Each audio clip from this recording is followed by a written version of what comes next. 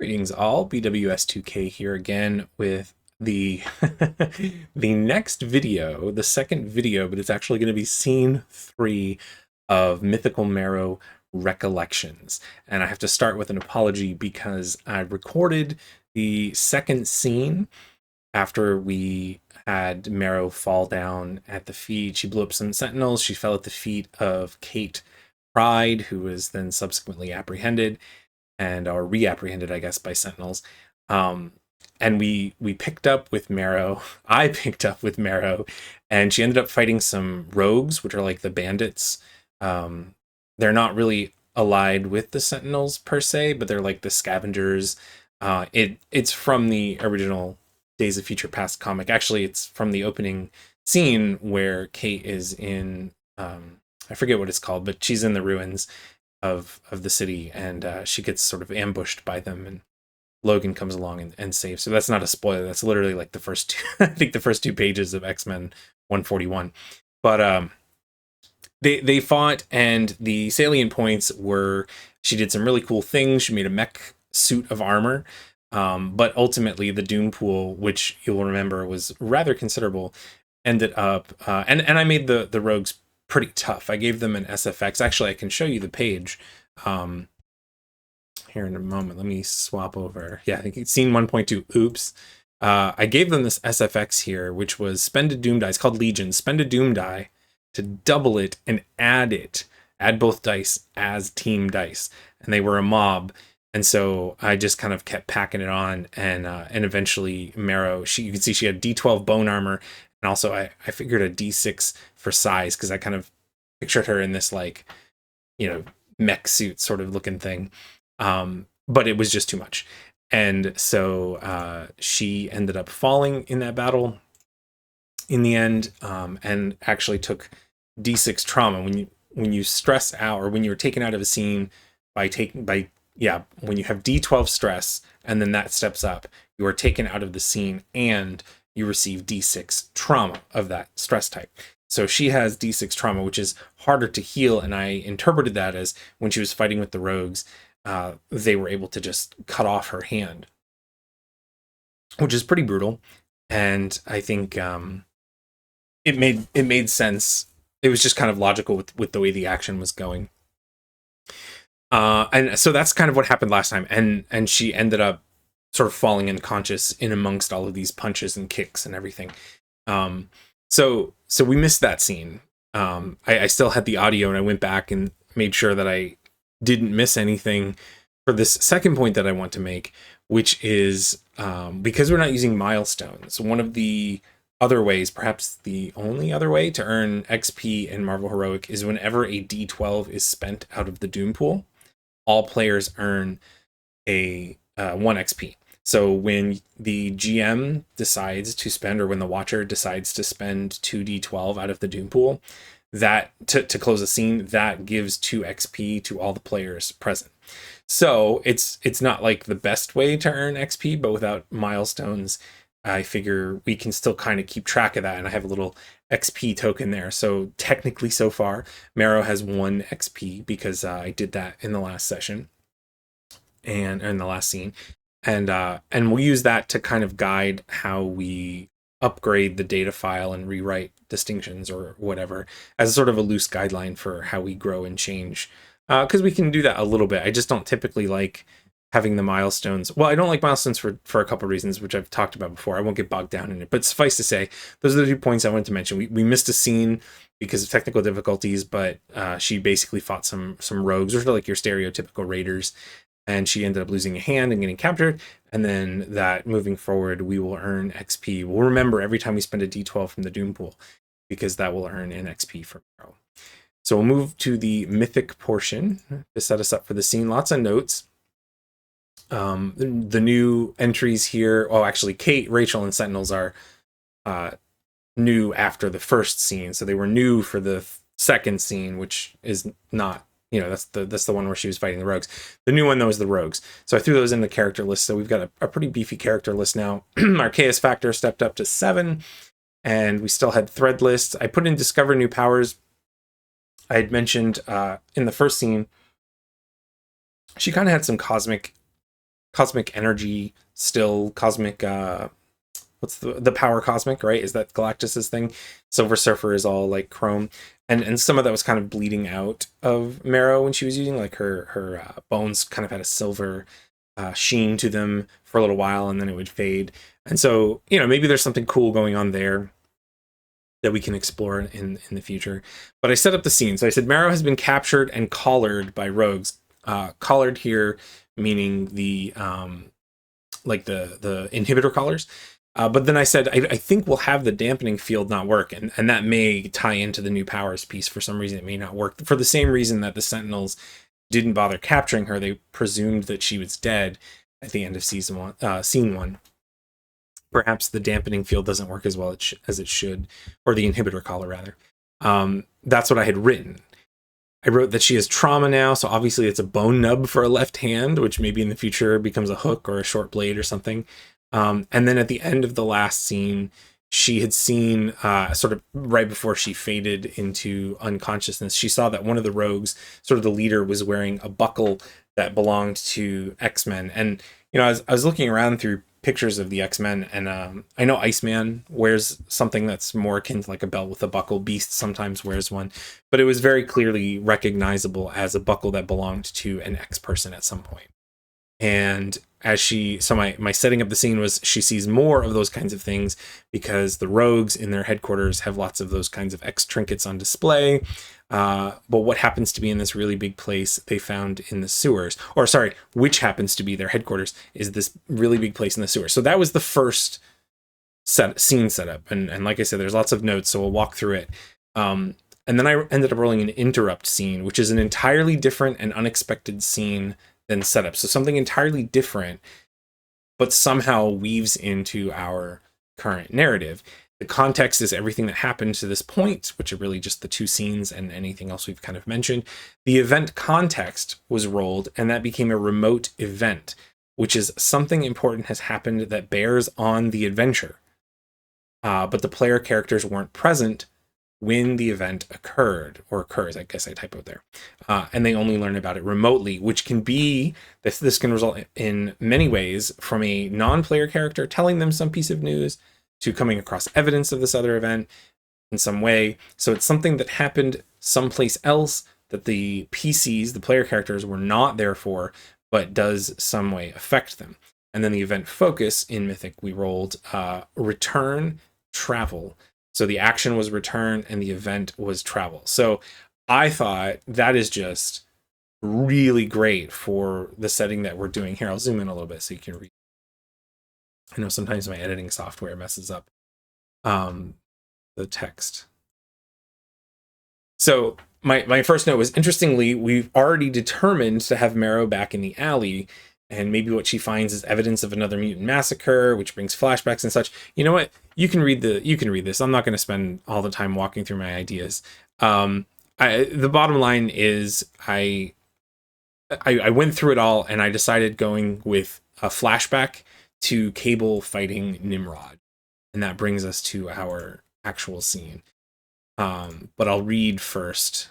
I'll read the text, and I'll zoom in again so you can read my little intro here. Actually, it's kind of a lengthier intro, to be honest. But all right, we open with panels of anti-mutant graffiti on sewer walls, pockmarked with signs of violence. So we're in the sewers, we're in the tunnels, and we're seeing just comic panels of this, right?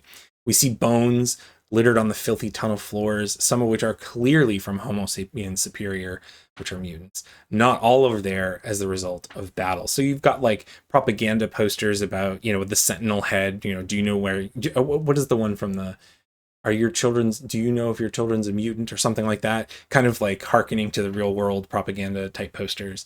And some of these bones and bodies and skeletons that we're seeing are clearly, damaged and from combat, but some of them are maybe still wearing clothes, tattered clothes, and just like died from other causes down in the sewers. And it's not all, it's not like littered with bones everywhere, but like you're just seeing that as we proceed down the tunnels. Further in and further down, the graffiti becomes more unified, meaning there becomes a theme. There's less refuse here, and the occasional makeshift light source, like sometimes made from Sentinel parts, like, you know, the car batteries in Fallout. They hook up car batteries to like little headlights and things like that. And there's probably a Sentinel eye, you know, being used as a spotlight and stuff. So it's not just directly under the street now. We've proceeded down, and this is rogues territory. And so the propaganda or the graffiti becoming more unified is like their symbols and their members and their tags and such, right? Past a lightly manned guard station is a huge chamber whose measurements are hard to discern in the darkness. You know, looking up, you can't even see the ceiling of this cavern. Hovels, lean-tos, other structures fill the perimeter, but that space is being dominated by a central spire, which is itself made from slightly sturdier gypsum. So like plywood and not roofing, what's it called? Corrugated sheet metal. Am I saying that right? And, you know, things like that, probably some shipping containers, things like that. A little bit sturdier stuff, but still a mismatch of all kinds of things. Through a side chamber off to the side of that main cavern, in a cramped cell on a dirty stone floor, lies Marrow. Her left hand is now a lump of bone, and it's probably blood-stained in her arm. You know, her clothes were tattered when she got out of her little asteroid cocoon thing, and now she's just all beat up. And she's not alone. And we hear this voice speak, or we read this voice. They're going to make us fight, you know. The cellmate, the speaker, is dressed in ragged clothing and wearing a frayed toque, which is like a winter cap, right? His skin is a pale, scaly green, and his yellow eyes glint in the dim candlelight that casts shadows throughout the containment cells. An iron collar keeps him chained to the wall. So the two of them are there in the holding pens, and this other character who just spoke is sort of chained up to the wall. Marrow is not chained, but she's in a cell with bars, and she has a collar on, the inhibitor collar. But this other guy is actually chained, like with a leash, to the wall. As soon as you're able to stand, they'll drag us into the arena, and I'll have to kill you, or someone else will. Your powers won't work. I just wanted to say I'm sorry ahead of time. And Marrow hasn't moved at all. She's just been crumpled on the floor, but now she manages a whisper. Shh. What happened? Barely manages that out. But it's a big question, right? So the other inmate shuffles as close as his chain will allow, hear it dragging. Perhaps he's confused about how this new arrival knows his Morlock name. He lost, he says, pointing to the wall outside the cells behind them. And this would be a full page spread, right? Maybe even a double page. There, mounted with nails and tape and thread and all other kinds of fixing devices, displayed for all to see, but particularly prisoners and inmates, are recognizable boots, belts, costumes, weapons, trinkets from a dozen different superheroes. And in the center of all of that is a fan, like they've been laid in a fan formation of metallic pinions. Razor-sharp steel flechettes, in fact, from the monstrous wings of someone that Marrow remembers all too well. So he said we lost, and then we see that. But I think on the comic panel where he says we lost is on the bottom right. And then when we turn the page, we end up in a flashback. And the flashback, so we can see the page better. The flashback brings us to a pivotal battle in the past. The two distinctions we've got for the scene are not quite ruined cityscape and superpowered battle with an exclamation point. And this is this is all heroes, not just mutants, but all manner of heroes are fighting an army of sentinels that are coming through, they're battling in New York City. And so it's not totally ruins yet, but this is this is perhaps the last stand of the heroes who remain. And we are focused in the foreground on Nimrod, who is a super sentinel. He's a big deal. And Cable, both of whom are time travelers to a degree, though I'm not sure to what degree Nimrod really is a time traveler like Cable, but he is from the future, who goes to the past. It's a whole thing. Suffice to say, he is built as a large scale threat, which is like a mob, but it's just one person. So he's got like in Cortex Prime, we'd call it a boss. Those are his boss dice. Large scale threats in Marvel Heroic all have solo, buddy, and team, but they only use the solo dice. They'll have like 3 solo dice. The T-Rex in the breakout scenario is a large scale threat. He has like 3 d8s for solo and then like 2 d6s for buddies. In other words, T-Rexes work best alone. Well, same with Nimrod. Nimrod, there's only one. And he has 3 d10s set up like boss dice. He also has weapons, durability, and strength, all at superhuman, d10, and then d6 flight. His 2 distinctions are superior sentinel and mutant killer. And then he has this SFX called specialized. When adding a doom die to an attack pool, step it up or double it. So this is probably not going to hit as hard as the Legion SFX that I gave the rogues, but it's still pretty bad. But he does have a limit, still just a machine, or still a machine. Step up stress and complications from water or EMP-based sources.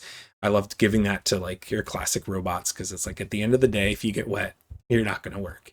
And then Cable this is from the Civil War book, his data file from Civil War. The Doom Pool is 3d12s and a d10. I'm keeping the Doom Pool. We're all in the same story, so the Doom Pool will carry over from Marrow through the flashback and then back into Marrow's story, or Marrow's present time, which would be the future. But so the colors here are more vibrant, light. This is a time when there was still life left in the city, so to speak. There was still hope, and I think the artwork would reflect that as we're reading the comic. And it's probably a guest artist or a different artist or a different style altogether.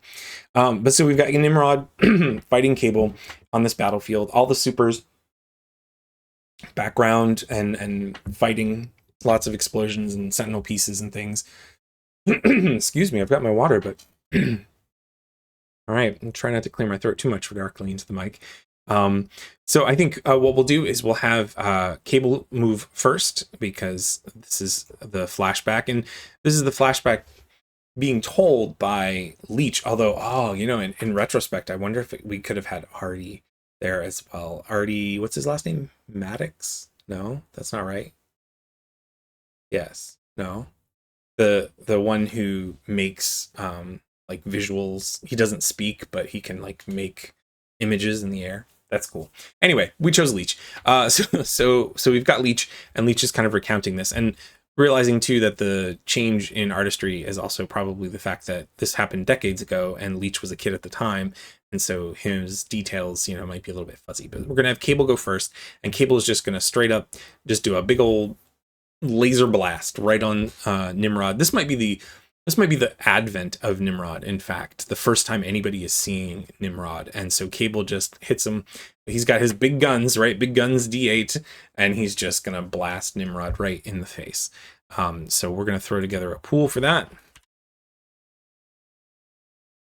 Solo D10, man on a mission, time traveler. I think let's use complicated history as a D4 to get him an extra plot point, but also because we're right now recounting history where he's in it, but also for the idea that maybe he alone has heard of Nimrod in some fashion, and so he knows that they have to hit Nimrod fast and hard. So D4 for that. Heavily armed cyborg power. I'm going to use big guns. Now it says man with the plan. I can spend a plot point to borrow the highest die in the Doom Pool as an asset for your next action, and then step back and return that Doom die. So I can siphon down the Doom die, which is kind of cool. Let's do that. Let's turn a D12 into a D10. And again, you should borrow this, roll it, and then put it back, but we're not using a physical table. So I'm going to put in a D12. And maybe it's that future knowledge. Maybe he knows that you've got to hit Nimrod now and take him down. So that's his plan. And then psychic resistance, that doesn't have play in here. Combat master definitely does. 1d10. And yeah, this is to do stress to Nimrod. Oh, Cable coming through. Cable is Scott is my first love, no doubt. But from the moment I saw Cable on the X-Men animated series, I was like, that is my guy. Okay, so that is an easy action total of 22 with D10 for physical stress to Nimrod. Nimrod's reaction roll is 3d10 plus Superior Sentinel and a d8. Durability 1d10, and that's it. Yeah. Oof, he is formidable, but that is not enough, even if I spend loads of Doom dice to keep. So I think we have just knocked off our first Nimrod large-scale die. Okay, Nimrod's reaction total is, well, we'll do 12. And for the D10, so he's going to take, so the incoming D10 steps up once to D12, and then we get another D6.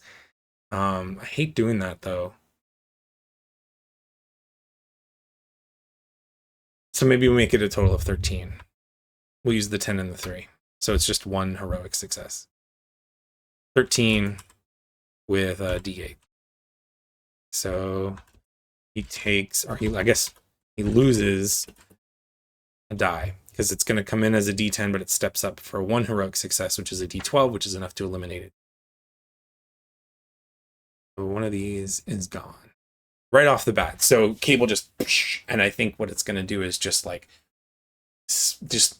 do I want to make it an arm? I said he shot him in the face. So yeah, so maybe just his whole head unit is gone, but he doesn't actually walk. He like hovers, kind of like in the movie Black Adam with The Rock, where he just kind of like flies and floats everywhere. He doesn't actually really walk. Nimrod is the same way. He just kind of hovers. And so despite the fact that it's missing a head, the Nimrod unit is still like proceeding forward, and already starting to like reform, and yeah, I like that. Okay, so that was Cable. Now we have Nimrod's turn, and I think Nimrod is well, he's gonna have to fight Cable with his weapons, but I think that we'll pull in a D12 and use that specialized, because this is an attack action. So 2 D10s plus superior mutant killer, definitely mutant killer, D8. And we're going to do 1 D10 weapons, and then I'm going to add a doom die. I'm going to add a D12 to an attack pool, and then step it up or double it. So I'm going to add the D12, and I'm going to double it. There's going to be two D12s in this pool. However, we earn an XP for that. So yeah, let's make a note of that somewhere. +1 XP for Marrow, because we are spending a doom die. We're spending it to add it to the yeah, and that's that. All right, good rolls, good roll. Rod's action total is, we do 20 with a D12.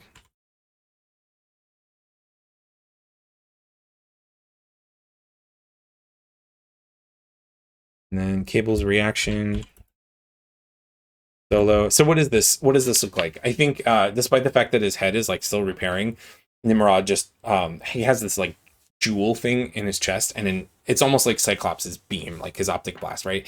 And he just sweeps it right across where Cable is, just and it just is like, you know, burning up the asphalt and everything, and maybe it hits Cable and maybe it doesn't, we'll see. So he's got 1 D10 solo. I think we're gonna go with Not Quite Ruined Cityscape as or no, maybe let's do 1 D8. Let's do the superpowered battle distinction, and we'll have it like maybe another hero swoops in and gets hit instead of Cable.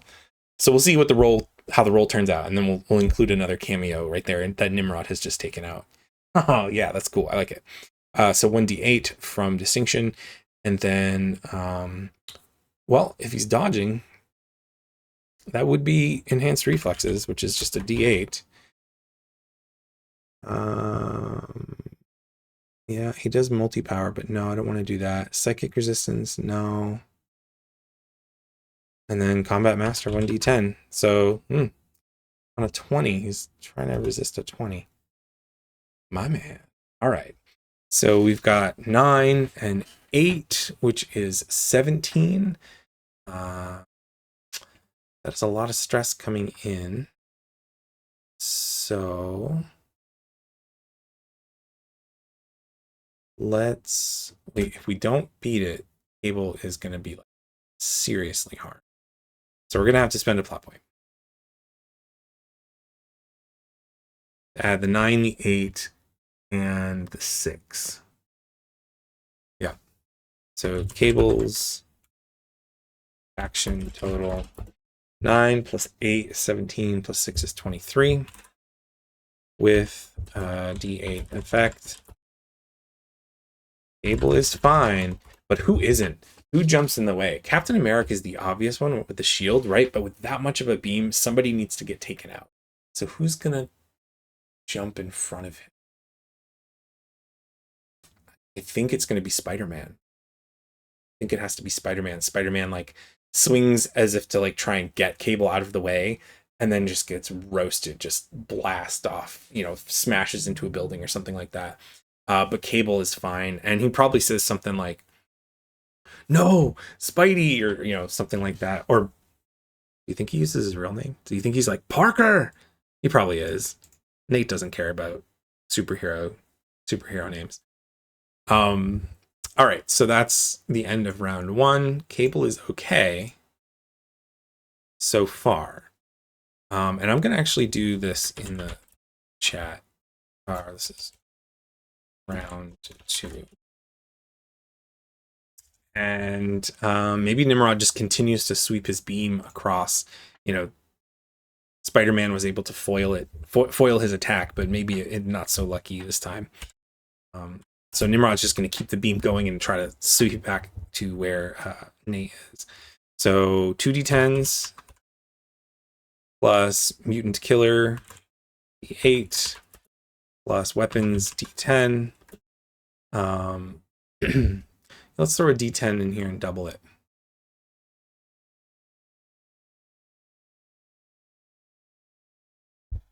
I mean, what's the point of a giant doom pool if it can't be Nimrod and Cable fighting, right? That's what I'm saying here.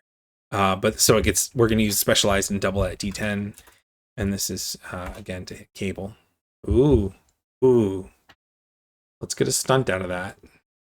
Spend our last plot point and get a stunt die.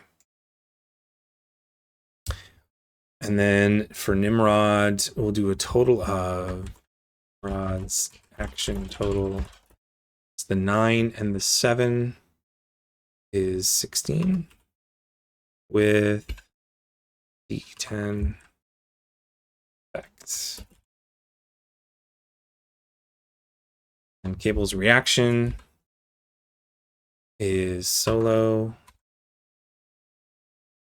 plus the distinction here. We want to use superpower battle as a d4. Maybe he's shook up at what this battle costs and what he knows it will cost if they aren't victorious. Losing Spidey is a big loss for the hero team. So we'll go with a d4 and we'll pull a plot point back. And then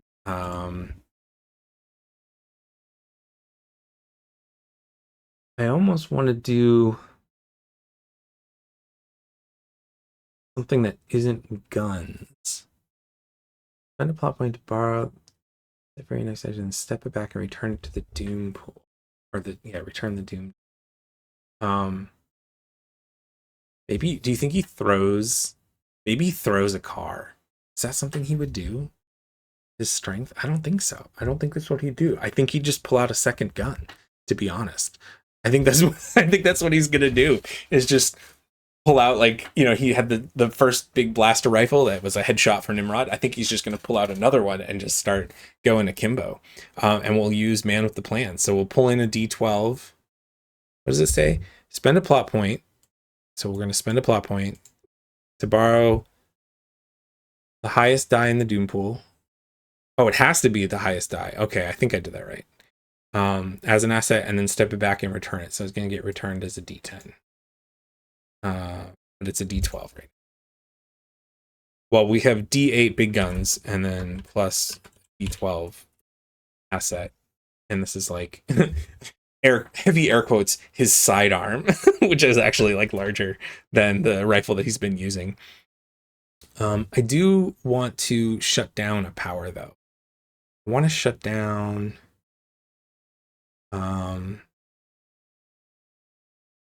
Maybe shut down teleport.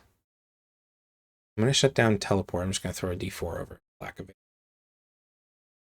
And get a plot point back. Nimrod is maybe causing static, chronal static.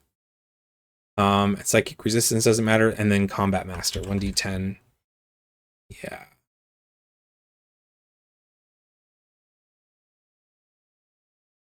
Oh wait, this is not an attack action for Cable. See how easily I get sidetracked? Back on it. But if we win on the reaction, we can inflict it, so it's fine. It's fine. Maybe he's trying to use his two weapons to like hit the beam. It's a 16 coming in. Yeah, absolutely. So I'm gonna spend. Oh no, wait, I can't. If I do the 9 and the 6, that's not enough. That's just a 15. All right, we're gonna have to get hit. That's fine. So Cable's reaction total. I defaulted right into action. I mean, Cable doesn't react, he acts, right? Like that's, you don't have big guns and then like get a D12 in there and then be like, oh wait, it's a reaction roll. So his reaction total, we're not gonna do the 15. Because if I only do 15, I'm gonna end up taking D10 stress. If I do 12, the 9 and 3, no, I can't do 12. I do the 6 and the 4. Oh, but then it steps up because it would be a heroic. Yeah, all right. I guess I got to do it.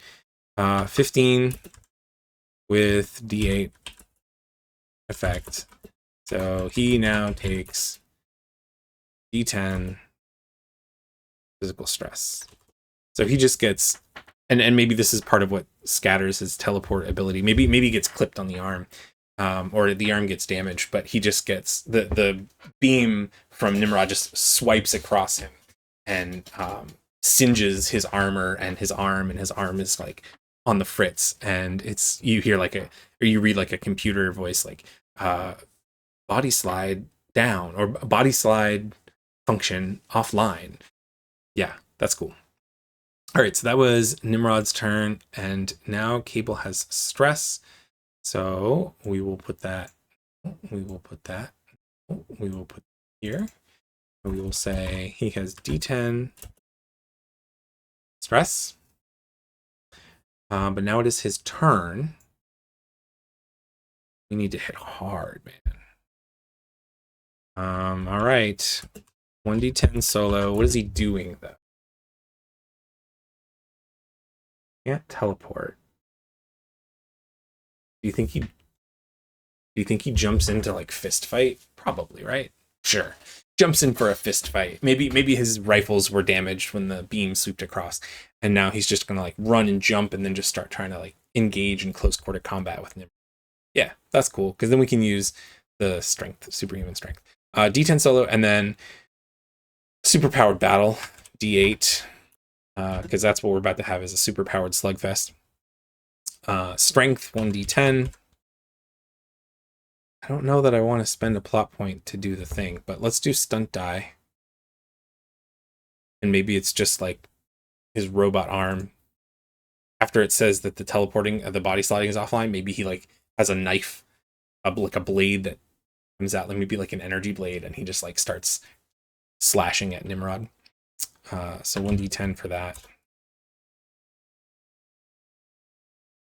There's probably a fun, we would call the stunt never disarmed. Yeah, because his rifles were just blown up, but he's never disarmed because there's a blade coming out of his arm. Okay, cool. And then we're not going to do Man with the Plan. Psychic resistance doesn't matter. Combat master. So this is to hit him hard. All right. It's not a great roll, but it might work. It's not worth spending a plot point to keep a third die. So cables action total is 13 with D10. Like my chances there. Nimrod, 2d10s, durability d10, and maybe superior sentinel, or yeah, superior. Yeah. So 7 and a 6 is a 13. Okay. So Nimrod's reaction total is also 13 with 10. He takes D10 stress. So he takes D10 stress. It doesn't knock out the die, but there's like a D10 stress on him. Actually, we'll just paste right there. But then once it steps up to a D12, it knocks off, it goes away and knocks off a dice. That knocks off one of the dice.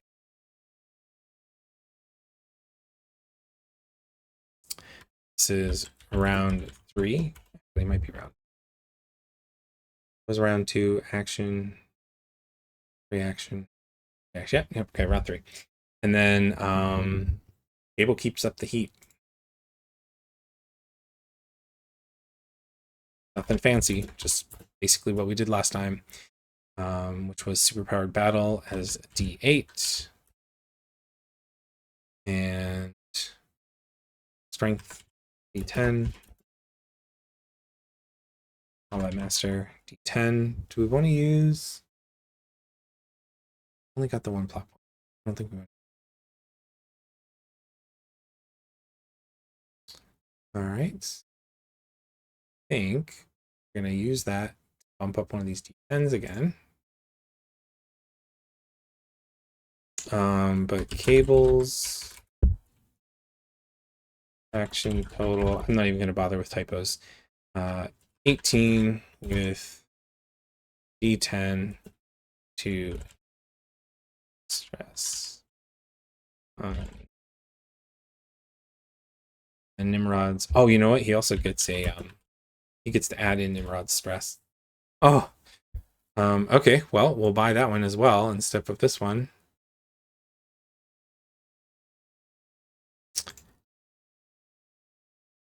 But he also has stress that Nimrod is going to get to add in, which I may have forgotten on Nimrod's reaction total. That's okay. Nimrod reacts with 2d10 and then plus the 1d10 cables stress. And then mutant killer 1d8. And then durability 1d10. Yeah. So he's supposed to have. I think maybe he's supposed to have a specialty. I don't know. I guess it doesn't matter. Nimrod's reaction total. Oh, that's pretty good. I will buy a stunt for Cable. So Nimrod's reaction total is 19.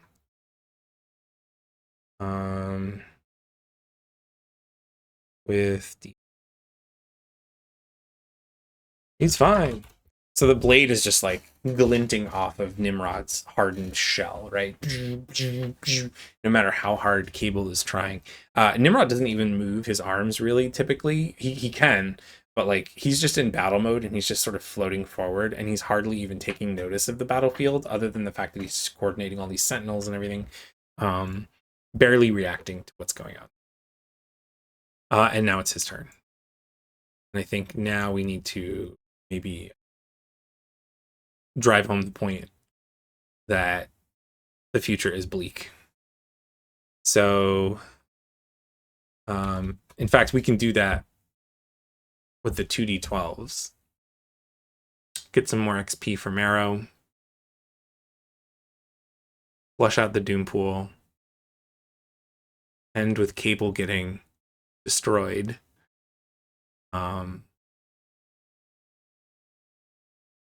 Yeah, I think that's what I'm gonna do. So we'll default to having the 3d6 for next time, just because that's like a good default. But it'll end up being a total of 3 XP for Marrow. So basically what happens for Nimrod's turn is, I was just saying he doesn't normally move his arms. Well, this time he does. For the first time in the battle, he reaches out and he grabs Nate's arm, the mechanical arm that has the blade on it. He grabs the fist, like effortlessly holds Cable back, stops his attack, and then with his other arm grabs like some of Nate's armor or some other part on the other side of his body, and then just pulls, and it rips. Not completely. We're not going to be, you know, total gore here. This isn't like a Punisher comic or anything, but he just rips, and so like the techno-organic viral parts of Cable pull out of his flesh, like it separates from his flesh. Not completely. It's not like he's not cut in two, but in this big divide that goes down in his shoulder, like down from like his shoulder down, like halfway across his chest. It just rips out, and then Nimrod just flings him to the side, and yeah,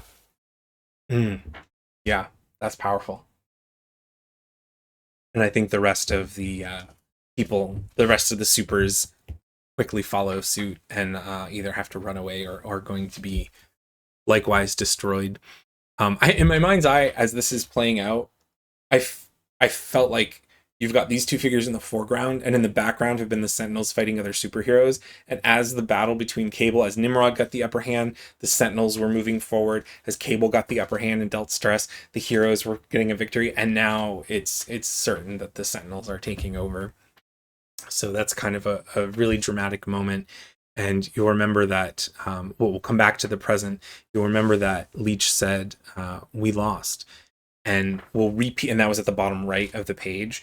And so we'll repeat that in a exposition box, in a text box. We lost. And so we see Marrow raising herself steadily up and pushing to kind of like sit and lean against the wall. And I have her saying, not yet, we have. And I think as she says that, we see that one of her cuts starts to heal up, and some of the bone shards start to rearrange, and she starts to look like maybe her healing factor is working. Maybe not at full speed, but obviously the inhibitor collar is not working, and Leech's dampening field is not working. And I think as she says that, you know what? She doesn't lean against the wall. She leans against the bars, because behind her, I want to see the X artifacts, right? And then the super artifacts, just like we saw the background in the previous sequence.